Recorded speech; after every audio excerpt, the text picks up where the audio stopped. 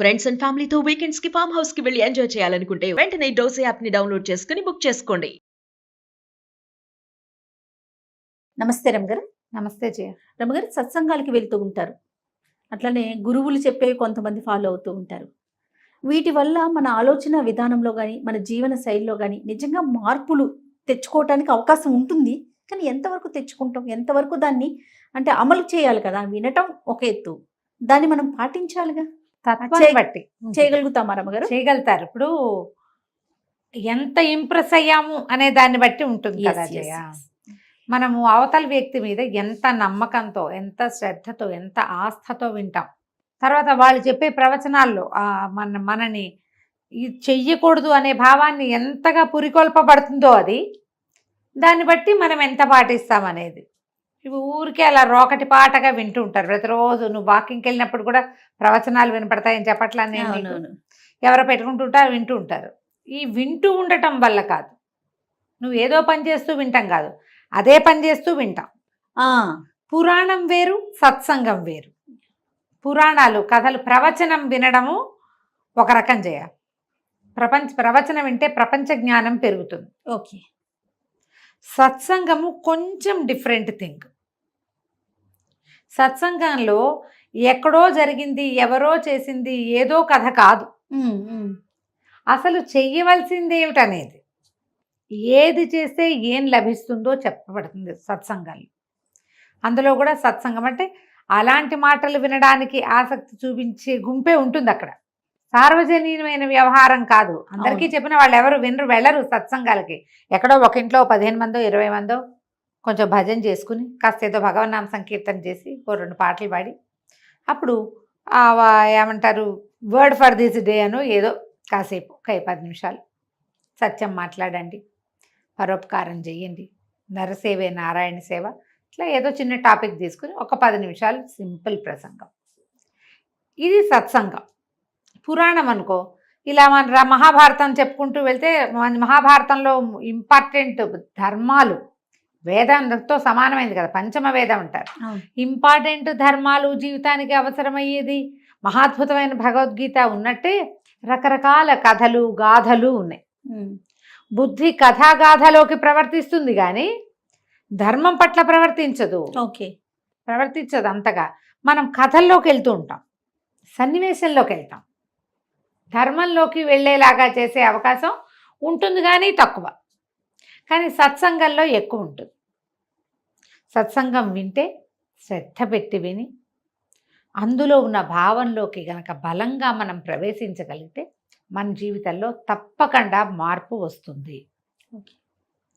కొంతమంది జయ ఇది వరకు కాదు, నేను కనీసం లాస్ట్ ఇయర్ నుంచి అనుకో, ఒక 2-3 ఏళ్ల క్రితం మనం కౌన్సిలింగ్లు మొదలుపెట్టినప్పుడు 4-5 సంవత్సరాలు అయింది కదా. అవును.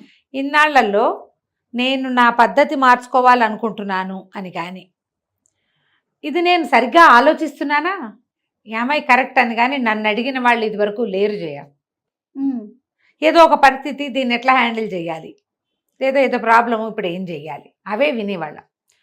ఈ సంవత్సరం అంటే 24 అండ్ 23లో నేను చాలా ఫ్రీక్వెంట్గా ఒకటి మనకి ఫోన్ల ద్వారా వచ్చిన కౌన్సిలింగ్లే కానీ లేదా నాకే స్వయంగా వచ్చినవి కానీ నేను సరిగ్గా ఉన్నానా అసలు అని అడిగేవాళ్ళు పెరిగారు. అంటే ఎవరికి వారు మనం క్వశ్చన్ చేసుకుంటున్నారు. మంచి విషయం. హ్యాట్స్ ఆఫ్ టు అవర్ ప్రవచనకర్తలు. వాళ్ళ వల్లే ఇది సాధ్యపడింది. నువ్వు సరిగ్గా ఉన్నావా లేదా అనేది చూసుకో పదే వింటున్నావు. అద్దం చూసుకో, నీ అద్దం నువ్వు చూసుకుని నిన్ను నువ్వు దిద్దుకో, తర్వాత ప్రపంచాన్ని దిద్దుదు గాని. అందులో మా రమ్మగారు కూడా ఉన్నారండి. ఏదో బై గాడ్స్ గ్రేస్. అది అసలు మన తప్పు ఉందా అంటే స్టోరీ కాకుండా జనరల్గా మాట్లాడే ప్రతి విషయంలో, ప్రతి వీడియోలో, అంటే ఇది మీ ముందు చెప్తున్నాను, అతిశయోక్తి కాదు రమ్మగారు, ప్రతి వీడియోలో మీరు మాట్లాడతారు మనల్ని మనం చూసుకోవాలి, మనల్ని మనం సరి చేసుకోవాలి, అద్దంలో చూసుకోవాలి, మీ రొటీన్ డైలాగ్ అంతే. ఈ సంవత్సరం లాస్ట్ ఇయర్ మన ప్రవర్తన లోపాలు ఎలా సరిదిద్దుకోవాలి ఏంటో నాకు చాలా ఉద్రేకం అండి. ఎందుకు మాట్లాడేస్తాను అనేసాక నాకు అవి మనకు కూడా ఉంటాయి జయ. నువ్వు నేను కూడా ఒక ప్రైమ్ టైంలో ఎప్పుడో ఉద్రేకపడి ఏదో నోరు వదిలేస్తాం, దాని మీద కంట్రోల్ ఉండదు మనకి. ఒక అనవసరమైన విషయాలకి కోపం తెచ్చుకుంటాం, కొన్నిటి మీద అనవసరంగా పంతం పడతాం. మనుషులం కాదు, ఎస్. మనుషులం కదా, ఇలాగే అవుతుంది. కానీ ఎవరికి వాళ్ళు నాది పొరపాటు, నేను ఇలా చేసి ఉండకూడదు అని లోపల సర్దుకునే వాళ్ళు ఒక realize కొంత అవుతారు. పర్సంటేజ్. నాది పొరపాటు, నేను ఇలా తప్పు చేశాను అని చెప్పేవాళ్ళు ఇంకో జాతి. ఇక జీవితంలో మళ్ళీ ఇది చేయకూడదని పట్టుపడతారు చూడు ప్రచండంగా, వీళ్ళు బంగారు కొండల మామూలు వాళ్ళు కాదు. వాళ్ళు ప్రపంచాన్ని మార్చగలిగే వాళ్ళు, ప్రపంచం పట్ల తమ దృక్పథాన్ని మార్చుకోవాలనే ఆలోచన ఉండటం అవసరము. ఎవరేమన్నా దాన్ని మిస్అండర్స్టాండింగ్ చేసేసుకోవటం, ప్రతి మాటకి తప్పర్థం తీయటం, కోడిగుడ్డుకి కోడిగుడ్డుకి ఈకలు పీకటం, నేను అద్భుతమైన దాన్ని ఎదురుగుండా వాళ్ళకి తప్పు. అవును అవును. మళ్ళీ ఇదే కాకుండా ఎవరైనా ఇంకోటి చెప్తారు, వాళ్ళ ఉద్దేశం అది కాదు, వాళ్ళ ఉద్దేశం ఇదేం చెప్తారు. అందులో మంచిగా చెప్పేవాళ్ళు ఉంటారు, చెడ్డగా చెప్పే ఉంటారు. వీళ్ళు తమ సొంత బుర్ర వదిలేసి ఈ గుంపు ఆ రెండో బుర్ర మీద డిపెండ్ అవుతారు. అది ఇంకో ప్రాబ్లం. సత్సంగాలకు వెళ్ళండి, అవకాశం దొరికినప్పుడల్లా దాన్ని వాడుకోండి. మంచి మాటలు ఎక్కడ వినపడినా, మంచి వాక్యం ఎక్కడ కనపడినా వినండి, చదవండి, వీలైతే చెప్పండి, చెయ్యాలి. అది ఒక చిన్న సదుపదేశ కథల్లో నుంచి చాలా చిన్న కథ ఒకటి చెప్తాను. రమగారు, మనకి అవకాశం ఉందండి సత్సంగాలకి వెళ్ళేంత అవకాశం? అంటే ఉంది. మన చుట్టుపక్కల ఉందా అని అడుగుతున్నాను. ఉన్నాయి. ఇవేంటంటే చిన్న చిన్న గ్రూప్స్గా ఉంటారు, మనం వాళ్ళ దాంట్లో ప్రవేశించాలి, కనుక్కోవాలి మనం. ఉన్నాయి మన దగ్గర గ్రూప్స్ లో ద్వారానే మనకు సాధ్యం. మాకు ఏజీ కాలనీ లక్ష్మి గారు నా పాత ఫ్రెండ్ అనుకోండి, ఇప్పటికీ ఆవిడ ఎప్పటికీ ఫ్రెండ్. ఆవిడ నేను జీవించున్నంత కాలం ఆవిడ నాకు ఫ్రెండ్గానే ఉంటారు. అలాంటి మనిషి ఆవిడ. జిన్నూరు నాన్నగారు వారి సత్సంగాలకు వెళ్ళేవారు. నాన్నగారు సత్సంగం ఉంది వెళ్ళొచ్చానని చెప్పేవారు. నేను జిన్నూరు నాన్నగారి ఆ స్పీచెస్ కొన్ని చదివాను, కానీ నేను ప్రత్యక్షంగా వెళ్ళలేదు, కానీ ఆవిడ వెళ్ళేవారు రెగ్యులర్గా. అండ్ మా ఇంట్లో వుడ్ వర్క్ చేయడానికి వచ్చారు రవి గారు. ఆయన మేము సత్సంగాలు చేస్తాము, మీరు కూడా రండి ఒకసారి నన్ను పిలిచారు. నేనైతే నిజంగా వెళ్ళలేదు చేయ. నాకు వినడానికి చాలా అవకాశాలు ఉన్నాయి. అంతే కదా, నేను ఎక్కువ వింటాను, చాలా చదువుకుంటా. సొంతంగా చదివేది ఎక్కువ ఉంది కదా, అందుకని నేను ప్రత్యేకంగా వెళ్ళలేదు, కానీ తెలుసు నాకు.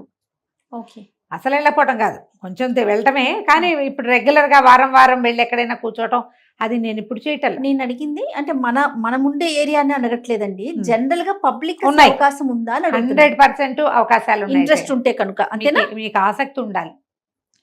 మీకు నాకు తెలిసిందే ప్రపంచం అన్న ధోరణి కాకుండా, నాకు తెలియనిది ఏదో ఉంది అని తెలుసుకోవాలి జయ. మా క్లాస్మేట్ ఒకరు నాగలక్ష్మి గారు, అడ్వకేట్. ఆవిడ ప్రేమ్ సిద్ధార్థ గురూజీ దగ్గరికి ప్రతి శనాదివారాలు వెళ్ళేవారు. ఆవిడ ఎంత శ్రద్ధ అంటే, ఆయన ఏం చెప్పినా సరే మొత్తం రాసేసిన ఫుల్ నోట్స్ వారి దగ్గర. వేదార్థం కూడా తెలుసుకున్నారు జయ వాళ్ళు. ఆయన దగ్గరికి వెళ్ళే సమాజం అంతా అందరూ కూడా టైం అంటే టైం. ప్రేమ్ సిద్ధార్థ దగ్గర టైం ఆవిడ ఎప్పుడు చెప్తారన్నమాట. టైం ఒక నిమిషం ఆలస్యంగా వెళ్ళడానికి వీల్లేదు, ఏ పనున్నా మానేసి వెళ్తారు. నేను 2-3 పేర్లు చెప్పాను. అదే కదా, మీకు మనసు ఉంటే 100 మంది పేర్లు వస్తాయి. హైదరాబాద్ లాంటి ఊళ్ళల్లోనే, అన్ని చిన్న ఊళ్ళల్లో కూడా మనకు సత్సంగాలు జరుగుతాయి. లేదా మనకు అవకాశం ఉంది చక్కగా, ఏమంటారు దాన్ని, YouTube, Facebook, Insta, social media, మంచివి వినండి, చెత్తలు మానేయండి. అంతే, ఏం చెప్పలేము దానికి. ఈ సదుపదేశ కథల్లో ఒక కథ చెప్తారు జయ. ఒక సాధువు ఒక ఆయన ఒక చోట సత్సంగం చేస్తున్నారు. ఆ ఊళ్ళో బ్రహ్మాండమైన గజ దొంగ ఒకడున్నాడు. వాడు మామూలు వాడు కాదు, దొంగలకే దొంగ. అయితే ఒకనాడు ఏమైందట, అప్పటికి 2-3 సార్లు ఈ సత్సంగాల జరిగే చోట చాలా చెప్పులు ఉండటం, బాగా బళ్ళు ఉండటం, బయట వెయిట్ చేస్తున్న పని వాళ్ళు ఉండటం అప్పటి చూశాడు. ఓహో సరే, ఇలాంటి చోట అయితే గుంపుగా జనం గుంపుగా బయటకు వస్తారు. పైగా ఒక వ్యక్తి కోసం వాడి బండి సైనికుడు, సేవకుడు వెయిట్ చేస్తారంటే ఎంత క్యాష్ పార్టీ అయి ఉంటాడు. అంతేగా మరి. ఇలా ఆలోచించి అతను ఏం చేశాడు, లోపలికి వెళ్ళిపోదాం, బయట నుంచోకూడదు, వాళ్ళందరూ కలిసి గుంపుగా వచ్చేటప్పుడు లాగేయచ్చు అనుకున్నాడు. ఎవరో ఒకళ్ళని లూటీ చేయొచ్చని లోపలికి వెళ్ళాడు. కొంచెం తేలికపాటి దుస్తులు ధరించి, మామూలుగా అతను వేసుకునే ముదురు రంగు బట్టలు కాకుండా తేలికపాటి రంగులున్న వస్త్రాలు ధరించి లోపల కూర్చున్నాడు. ఓకే, సాధువు గారు చెప్పుకుంటూ వెళ్తున్నారు. జీవితం, ఏ తప్పులు చేస్తే ఏ శిక్షలు పడతాయి, మరణానంతర సౌఖ్యం లభించదు తప్పులు చేసేవాడికి. తర్వాత మళ్ళీ పుట్టాల్సి వస్తాం. ఈ జనన మరణ చక్రం పరమ దుర్భరమైంది. జీవి ఒక ఇరుకుగా ఉన్న ప్రదేశంలో మనం ఉండలేం, ఊపిరాడదు, గాలి ఆడదు. అలాంటిది ఒక చిన్న సంచిలో 10 నెలల పాటు 9 పూర్తి నెలల పాటు జీవించవలసి వస్తుంది. అక్కడ మన మలమూత్రాల్లో మనమే ఉంటాం. మనం ఎవరితోటి చూడబడతామో ఎవరితోటి చేయబడతామో ఏమీ తెలియదు. మనం ఎక్కడికైనా వెళ్తే మనకి భోజనం ఎవరు పెడతారు అనే అవగాహన లేకుండా వెళ్ళం. మనం ఎక్కడైనా భోజనం లభిస్తుందో లేదో తెలియకుండా వెళ్ళం. వసతి ఉందా లేదా అని అడుగుతాం. అలాంటిది వసతి ఏమిటో, భోజనమేమిటో, భాజనమేమిటో ఏమీ తెలియని ఒక దుర్భరమైన బాధని మనం 9 నెలలు అనుభవించి పుట్టాల్సి వస్తాం మనిషిగా. తర్వాత నీకు కావాల్సింది ఉండదు అక్కడ. అక్కడ ఏది ఉందో అది నువ్వు తీసుకోవాల్సి వస్తావు. ఎందుకు ఆ మరణ, ఆ పుటక? అలాంటి పుటక ఎందుకు? ఆ పుటక లేకుండా ఉండాలంటే కొన్ని తప్పకుండా ధర్మ సూక్ష్మాలు తెలుసుకోవాలి. దానికి జీవన విధానంలోనే మనం మార్పులు చేసుకోవాలి. కాని వాడు జీవన విధానంలో క్రూరుడైతే కనుక కొన్ని శిక్షలు పడతాయి, దుర్మార్గుడైతే కొన్ని శిక్షలు, దొంగతనం చేస్తే కొన్ని శిక్షలు, అసత్యమాడితే కొన్ని శిక్షలు, ఈ ఇన్ని శిక్షలు అనుభవించి మళ్ళీ నువ్వు పుట్టే దుఃఖాన్ని మళ్ళా అనుభవించాలి. భయమేదు ఇవన్నీ వింటే కదా, అమ్మో అనిపిస్తుంది. వింటున్నాడు మెల్లిమెల్లిగా. ముందు ఏమిటో లే అని కూర్చున్నాడు. తర్వాత ఇట్లా అయ్యాడు స్ట్రైట్గా. ఆ తర్వాత ముందుకొంగి శ్రద్ధగా వింట మొదలుపెట్టాడు. క్షణము రంగులు మారిపోతున్నాయి మొహంలో. చెట్టు చివరికి పెదిమలు వణికిపోతూ, చేతులు వణికిపోతూ, ఏం చేయని ఇప్పుడు నేను అనుకుంటున్నాడు. శ్రద్ధగా వినవాడి లక్షణం అంతేనా? అంతే. ఇప్పుడు నేను ఇది చెప్తున్నాను, నువ్వు నాకేసే చూస్తున్నావు, నీ మొహంలో ఎక్స్ప్రెషన్స్ నాకు కనపడుతున్నాయి. అవతల వాడు వినేలాగా చెప్పాలి, అంతే కదా? లేదా వాడు ఏం చెప్పినా వినాలి. అందరూ లేచి బయలుదేరారు. ఇక్కడే కూర్చున్నాడు ఈ గజ దొంగ. ఏం చేయాలో తెలియటలా. లేచి వెళ్ళి తను ఏం చేస్తే ఏమవుతానో అని భయం పట్టుకుంది. నాకొద్దా మరణానంతర సౌఖ్యం? నాకు కావాలిగా. కావాలి, పోని ఏదో ఒకటి ఏదైతే అది అవుతుంటే అక్కడికి వెళ్ళి ఏమిటో అవన్నీ చావు దెబ్బలు తినాలే, మళ్ళీ పుట్టాలి. పుట్టకి ఇంత దుర్భరంగా ఉంటుందా మనకి తెలియదే. ఓ పిల్లాడు పుడితే భూమి మీదకి వచ్చామని సంతోషిస్తున్నాం మనం. కాదు, 9 నెలలు వాడు ఏ నరకాన్ని, గర్భవాస దుఃఖం అనుభవించడం ఎంత కష్టం. ఇక భయం వేసేసింది. సాధువు గారి పాదాలు పట్టుకున్నాడు. బాబు మహాప్రభు, నేను ఎన్నో తప్పులు చేశాను, ఎంతో దుర్మార్గుని, నా వృత్తే దొంగతనం. పుట్టక నుంచి నేను చేస్తూనే ఉన్నా ఇదే. నేనేం చేయను, నా పాపాలు పోయేదేలాగా నాకు ఏదైనా ఒకటి దారి చూపించు. సాధువు గారికి ఏం చేయాలో తెలియలే. బాగా ఆలోచించి, నాయన నీ వృత్తి ఏదో నువ్వు చేసుకో, అబద్ధం ఆడబోక చాలు. బాగుంది కదా పాయింట్. అబద్ధం ఆడకూడదు. సరేననుకున్నాడు. చచ్చిన జీవితంలో అబద్ధం ఆడను అని తన మీద తనే ఒట్టేసుకుని పెట్టుకున్నాడు. సత్యసంధుడు బయటకు వచ్చాడు. అందరు వెళ్ళిపోయారు. జనం ఎవరు లేరు. ఏదో డ్యూటీ చేద్దామని వచ్చాడు, ఎవరు లేరు. ఇప్పుడు ఏం చేయాలి? ఇంట్లో ఏమి తిండికించలేవు. ఇవాళ తప్పకుండా ఒక దొంగతనం చేయాలి.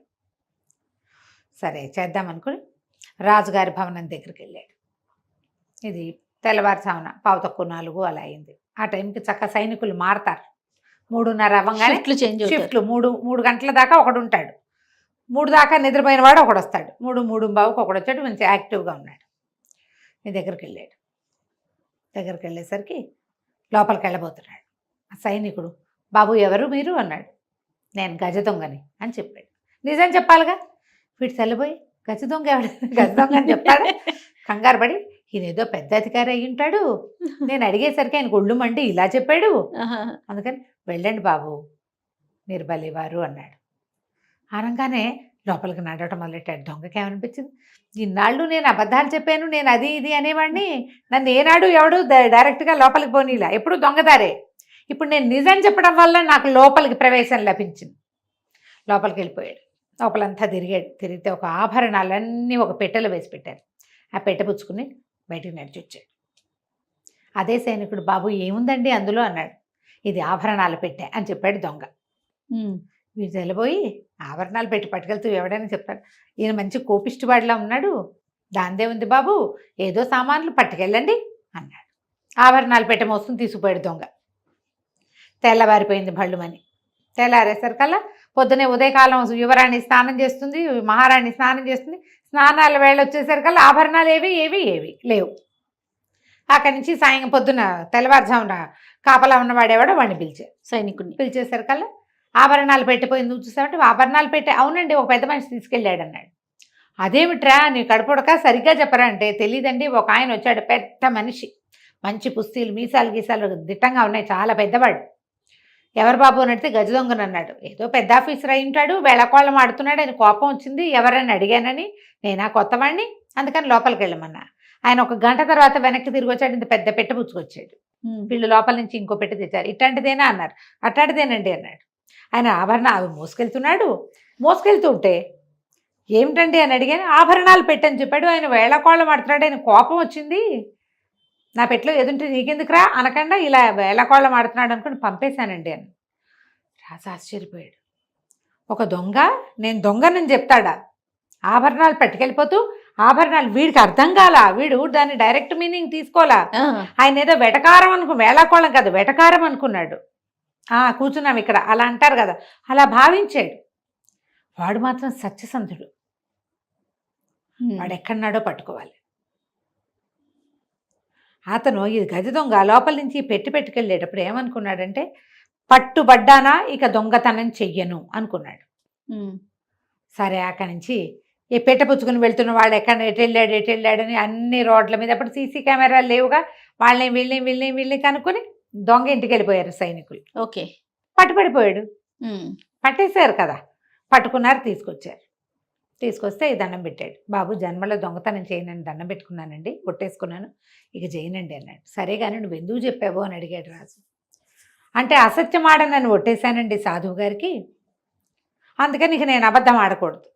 ఓకే, దొరికిపోయానంటే దొంగతనం చేయను అన్నాను, కాబట్టి ఇక చెయ్యి దొంగతనం చేయ. అంటే రాజు అన్నాడు, నా భవనానికి కాపలాదారుగా ఉండు, నువ్వు అబద్ధం ఆడవు, దొంగతనం చేయవు, నువ్వే కావాలి నాకు అంతే అని చెప్పి పెద్ద జీతం మీద ఆ దొంగని ఇది చేసుకున్నాడు, తన కాపలాదారుగా చేసుకున్నాడు. చూడు మారాడా లేదా? అంతే కదా, మారటం వల్ల మంచి కూడా జరిగింది. మంచి కూడా జరిగింది, ప్రపంచానికి మేలు జరిగింది, అతనికి మేలు జరిగింది. మనం ఎక్కువ చెప్పకూడదు జయ, బ్రీఫ్గా చెప్పాలి, చెప్పేది బాగా చెప్పగలగాలి. నువ్వు ఏది చెప్తున్నావో అది నువ్వు చేసి చూపించగలగాలి. ముందు సత్సంగాలు చాలా ఉపయోగపడతాయి, అందులో పిచ్చి కబుర్లు మాటలు అవి ఉండవు. ఒకవేళ అలాంటివి ఏమైనా ఉంటే వాటిని పక్క పెట్టి అవసరమైన మాటలు తీసుకోండి. ఎంత బాగుందో రమ్మగారు, విషయం బాగుంది, కథ అంతకన్నా బాగుంది, చాలా చాలా బాగుంది. నమస్తే. నమస్తే జయ.